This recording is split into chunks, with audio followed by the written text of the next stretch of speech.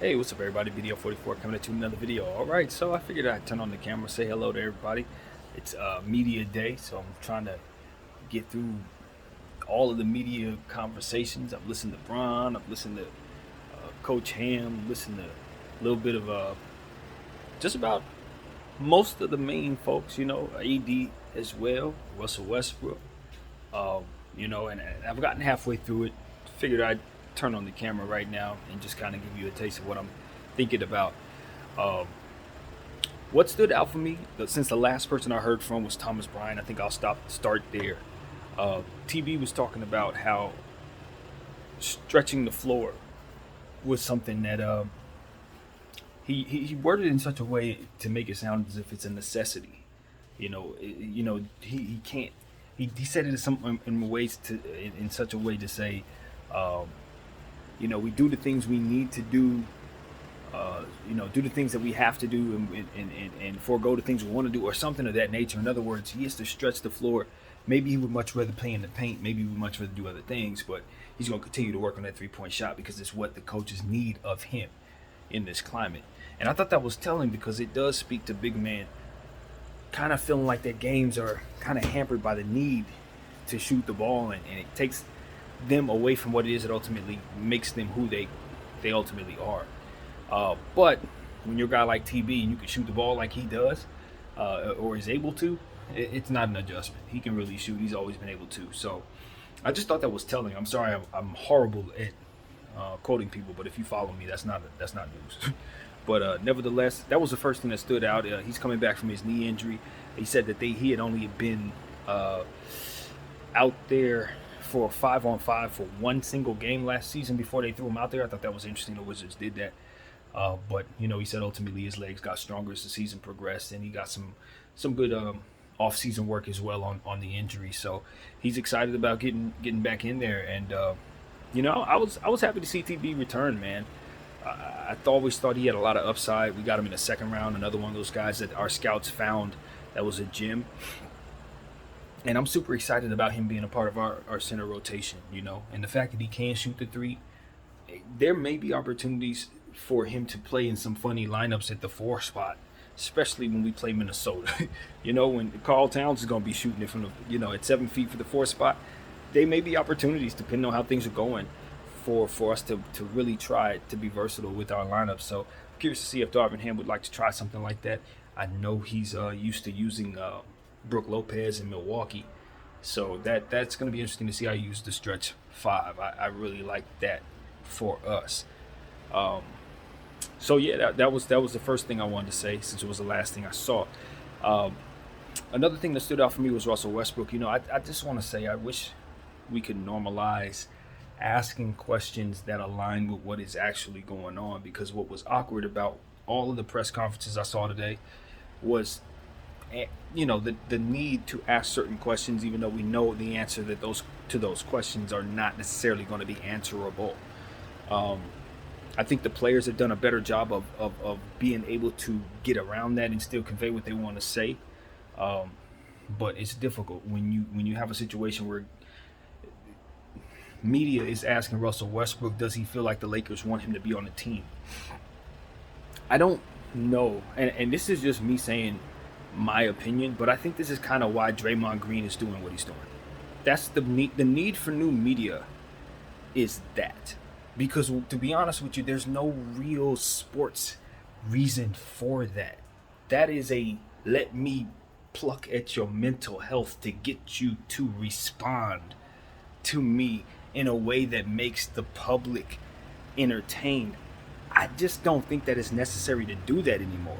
When you're building the league up and trying to get that type of promotion going and trying to get it so that everybody's finally looking at your team, at your league, yeah. Back in the day when Magic and Bird was running around, yeah, it's time for sports media to do everything they can to get as much attention on the league as possible. But in this era, in this climate, I don't think it serves anybody at all other than the media members themselves and the numbers that they're trying to garner when they simply ask those type of antagonizing questions or are allowed to behave in antagonizing ways. that don't do anything in regards to getting information about how basketball is supposed to be played, getting information about how guys are going to be ultimately lining up out there, or things of that nature. Asking a guy if he thinks his organization wants him gone when we know damn well that there are technical reasons for why the Lakers desperately need him gone is something that is absolutely ridiculous. If we're looking at what's actually going on, he shouldn't be asked that question at all. He shouldn't be asked that question at all. Because of the reality of the situation is, he is supposed to be moved not because of his play and how poorly he played, but because of the price tag that he has. At $47 million, it's important that the Lakers move that contract because he cannot play $47 million worth of basketball. That's not taking into account how bad or how good he played. It's just understanding that he's not going to play at $47 million because of the fit that we have will not get the most out of him. It's not about whether or not he's going to go out there and fumble the ball or whether or not he's going to go out there and wet the bed, so to speak. Poking at this man and trying to get him to erupt serves no purpose. And I understand this clearly, very clearly. So it was something I needed to point out. I don't like that stuff, man. It's bad energy, dude. If it don't serve no real purpose and the only thing it's meant to do is to raise awareness, let's ask ourselves if it's really actually necessary to raise that type of awareness. If it is not, then stop messing with people's heads. Simple and plain. I'm gonna get that out the way, man. If it's necessary to get some extra information, cool, let's get information. Some questions are hard questions. That's why I won't say that in regards to the Celtics and the questions of line of questioning there, or the Suns and the line of questioning there. I get all that. But Russell's situation, that's different. That's different. The Lakers want him gone not because he's a terrible guy, but because it's responsible for them based on the needs of the basketball team to move him. And the media should not be harassing him about that. Straight up. So that's what I took from his conversation. I just didn't like the line of questioning that was posed to him. I didn't.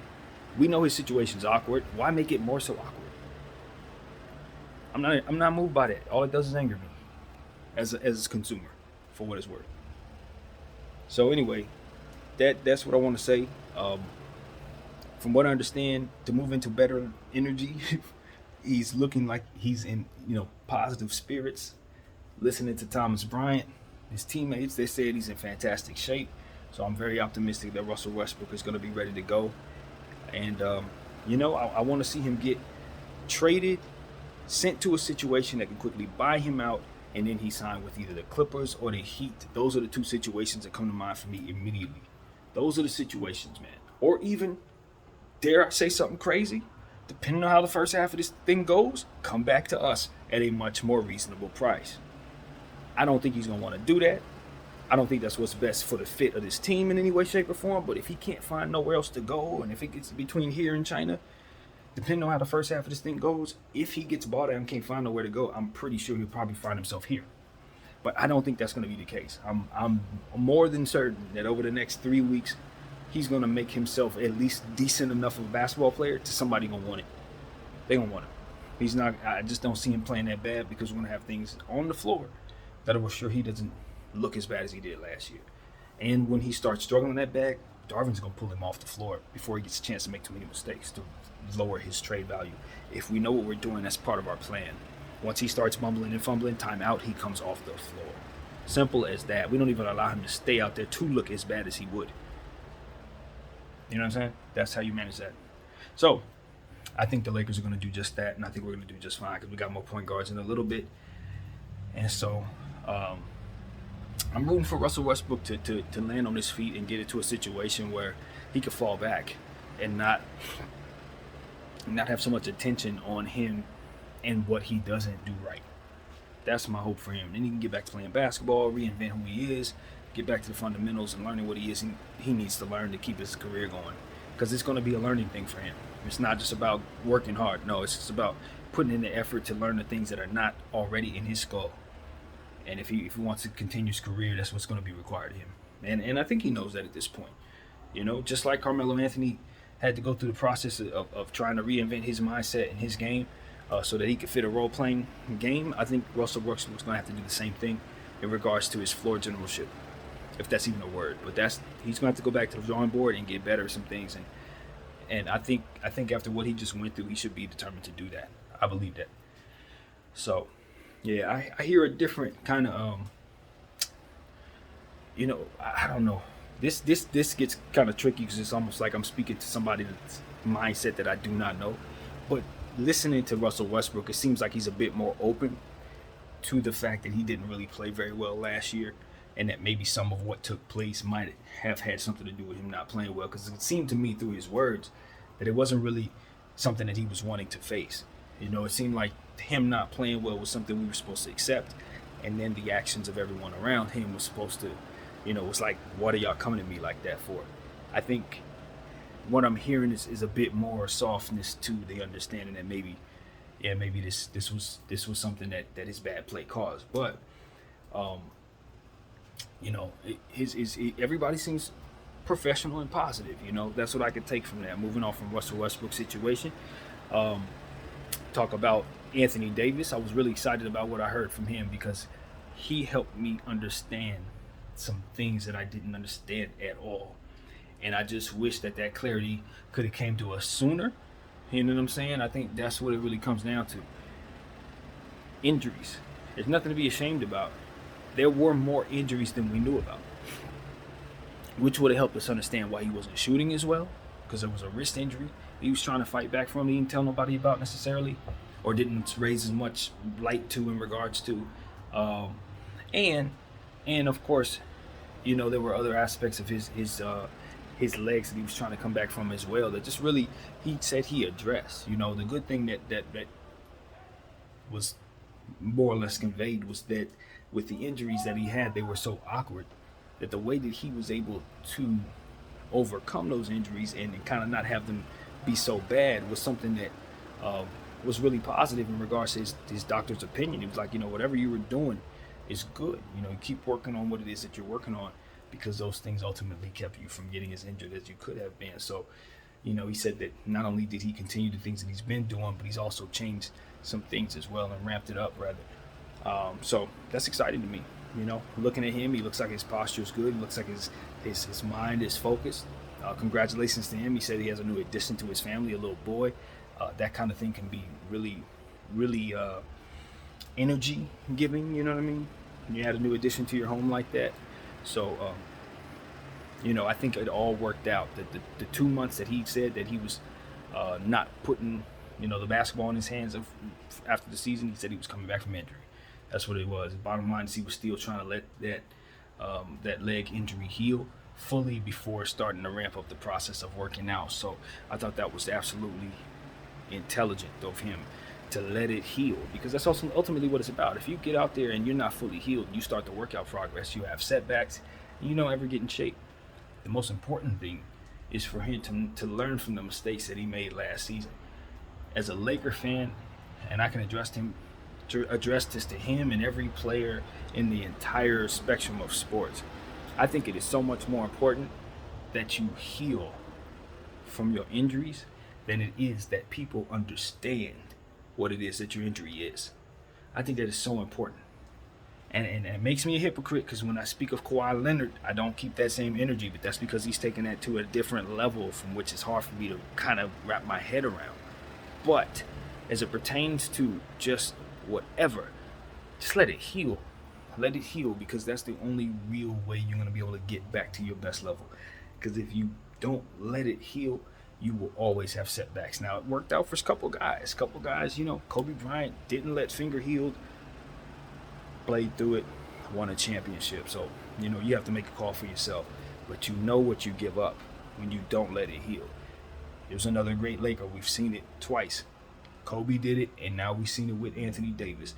When you cap about the injury, it ain't that bad, and you go out there and you stink it up shooting 15 and 16%, ain't nobody going to be asking questions about whether or not you're injured. They ain't going to care. You're going to have to tell them you're injured, and then it's going to be your responsibility to let it heal. He tried to live up to the mentality of being someone who could overcome the injury and playing. That's mentality stuff, man. I tell you, playing it by the book. We've talked about this in so many different ways, covering your backside, with paperwork and all the different ways that we've talked about it.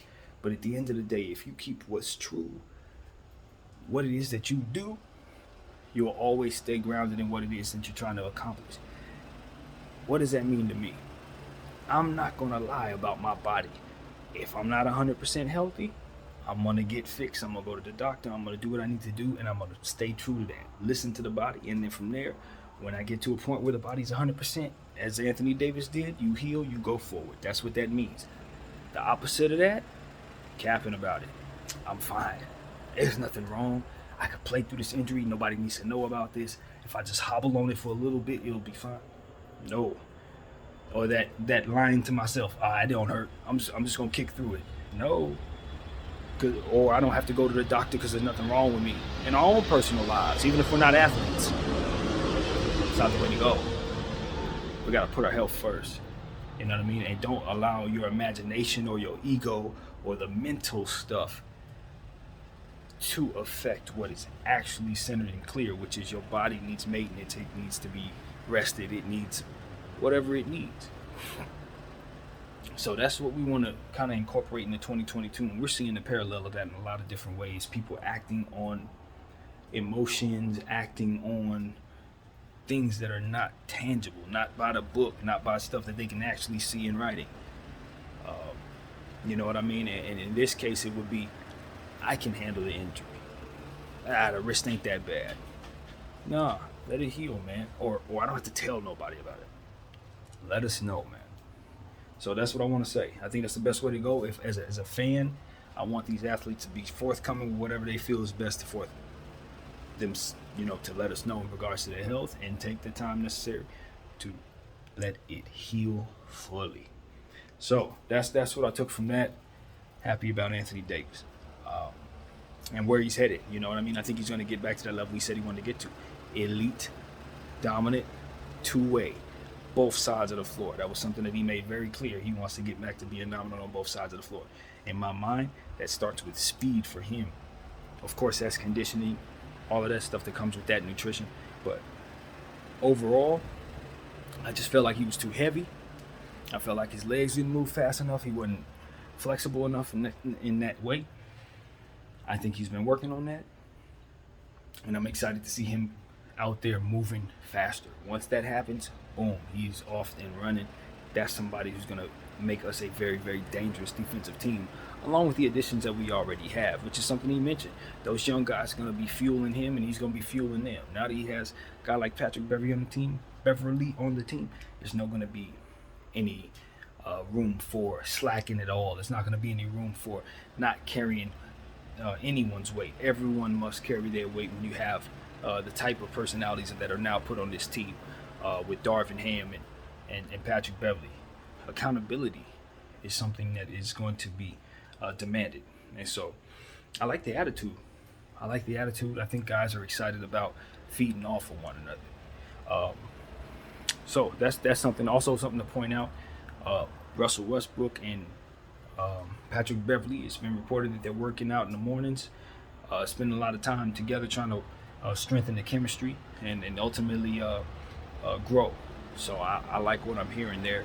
That's important just in every little pocket of the team. Guys just getting to a point where they are comfortable with one another because they're about to go through a journey, and it's going to be long. Some of it's going to be some ups, some is going to be some downs. Obviously, we're expecting some changes.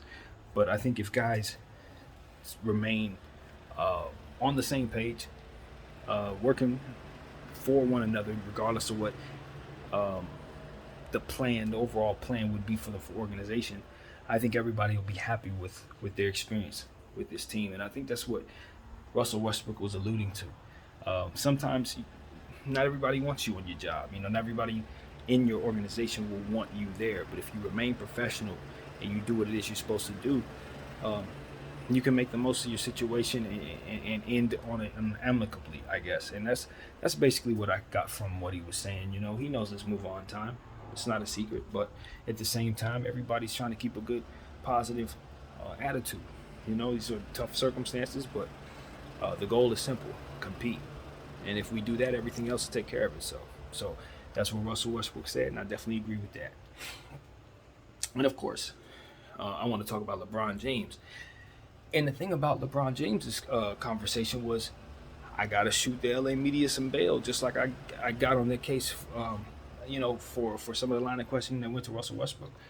I think the very thing um, that LeBron James is looking for in Los Angeles, besides basketball, besides the sunshine and all that, is ultimately what he got today in media day.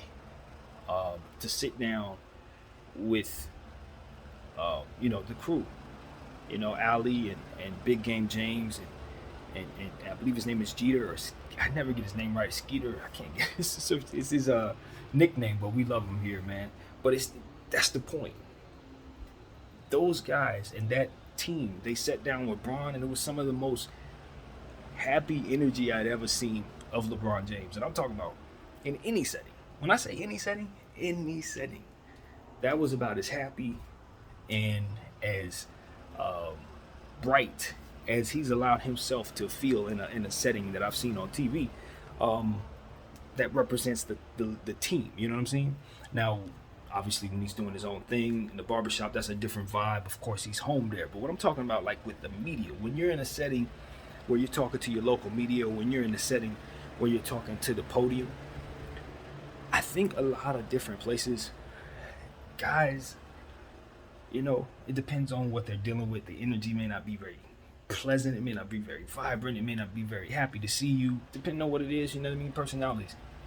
The one thing I can say about the Laker organization is that they are very much used to superstars, and they know what superstars want to hear. They know how to treat superstars. Our media has dealt with the biggest of the big, and they've dealt with them in an intimate setting.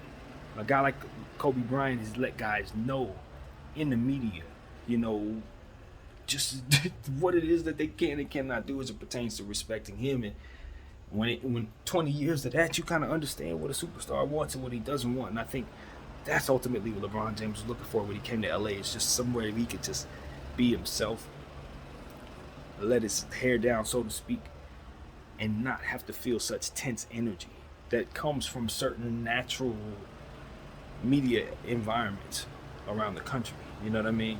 You're not going to get that in certain places. So that's what I got from them. I just want to give kudos to our LA guys and the Laker guys that do this.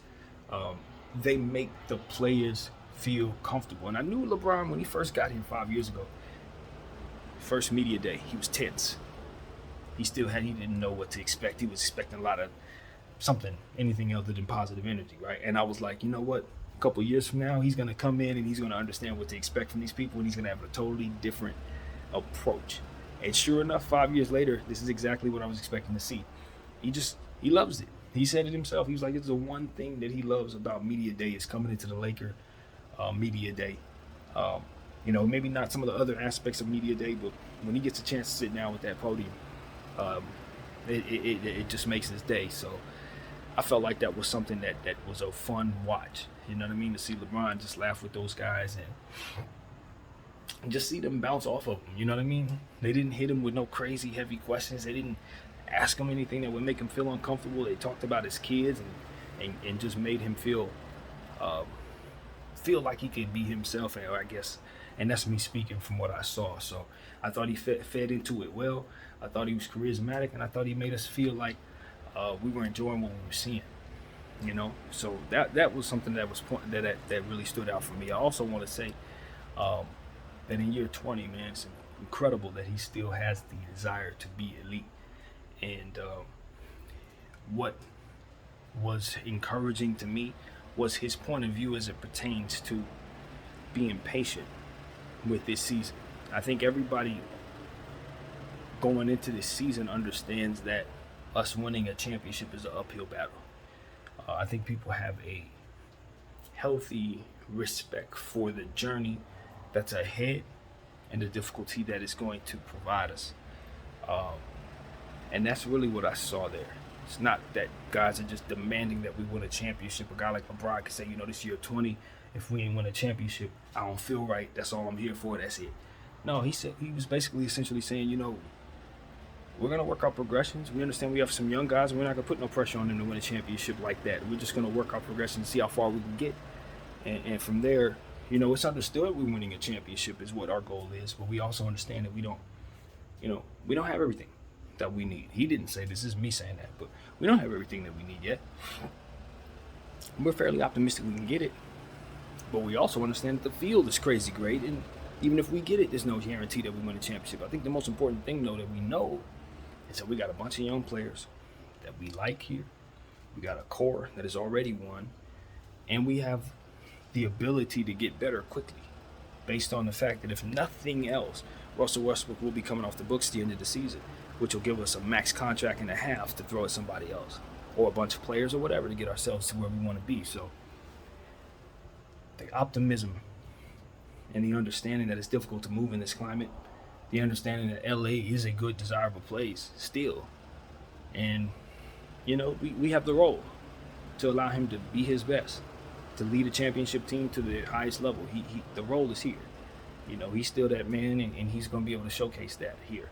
So I think for what I would want to see if I'm LeBron James, I think I've seen it. Are things perfect? Nah. Have some mistakes been made? Yeah.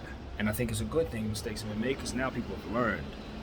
And I think, you know, he'll keep his options open. I'm not going to sit up here and say he's committed to the Lakers for a long term, but I think over the next 2 years, he could see himself wearing a uniform, you know, and working with what we have, being in this environment with this type of setting and the type of, you know, vibes that I got from him today. I think everybody's very excited about just getting started and seeing what we can do in the short term with this group. It's a journey, you know. I look at the guys that are talking right now just in general, and it's like we understand we have a rookie coach too, you know. The most important thing in my mind is to just get him started into an environment that allows him to understand that yes, we want to win a championship, and yes, we're putting it on you to make us great right away. But you don't have to necessarily make magic happen here. We just want you to help us develop into our best self, and then we're going to get as far as we can go, and then next season we're going to build from there. That's really what it is. It's more like a 2-year plan with the Lakers rather than a 1-year plan secretly. Nobody's going to actually tell you that, but I think we're looking at this as a 2-year thing because we are in a position with a bunch of young players. They can get a lot better, and some of them aren't ready just yet, but may be ready soon, you know. And when that cap space does hit we will be able to get better. There will be no doubt about the fact that we will be able to get better. And so, yeah, this year, are we quite there? Of course not. But the path to us getting there is pretty much inevitable. We just got to stay healthy, continue to work on progressions. Guys got to stay ready, stay good, and, you know, continue to work the habits that make them their best. And, of course, keep Patrick Beverley on the team. And see, that's the most important thing. Do not let Patrick Beverley expire and leave. We have got to keep that man here, and we got to keep him healthy. That's important because as he continues to grow older and the guys that behind him start to step up, I'm still going to want to see him on the roster helping them. Scottie Pippen and those guys, just because he's not going to be a starter going forward after however long, half a season, season and a half, whatever it's going to be, does not mean that he should not be a very intricate part of what we do with this Laker team. I think that now that he's here, is very key to what it is that we're going to be. Organizations have been making the mistake of letting him leave, and I'm watching them do it. Let it not be us. Let it not be us. That's what I want to say about Patrick Beverley. So, yeah, that's what I got to say. All in all, very encouraged about what I saw. Fairly optimistic. The guy's a professional about the whole thing, you know. It's not going to be ideal. Russell Westbrook said he's ready to do whatever the Lakers need him to do. I believe him. You know. Dennis Schroeder. I didn't get a chance to listen to him speak in what I saw, but what I did hear from him was that he's excited to be a Laker as well. You know, he didn't like how things went in the past, as we've further discussed. So, you know, he has a chip on his shoulder as well. So that's a continued theme around this team. It's guys that have chips on their shoulders, guys that are fighting their way back from something, guys that maybe have made some mistakes in how they handled their body in the past or what have you, and are ready to show that the work that they've put in is going to pay off and to be something better than what they've been. So when you have a collection of guys that have that same mentality, 9 out of 10 times good things have happened. So I'm super excited about that. So yeah. Also, the last thing I heard as well was Lonnie Walker, and he said how excited he was. He went up to Jeannie's, heard the area that she keeps the trophies and everything, and went up there and touched the trophies, and his hands were sweaty. He felt just the impact of what it meant to be a Laker at that moment. And that's what it's about. We want people to not just feel the pressure of being a Laker, but to also understand that when you work hard in this uniform, this is possible. This is not just something that you have to just work to and achieve because we demand it. No, you come here because you know this place can help you gain that, that response, that thing that comes with being a champion. You can get that know-how. You know what I mean? When you put on this Laker uniform. So I'm very encouraged about where we're at and what we're trying to build in terms of our culture, and I'm hopeful that this can be the beginning of something, not necessarily the end of something as it pertains to LeBron James and our win now mentality. So, yeah, man, I thank you guys for allowing me to take up as much of your time as I have.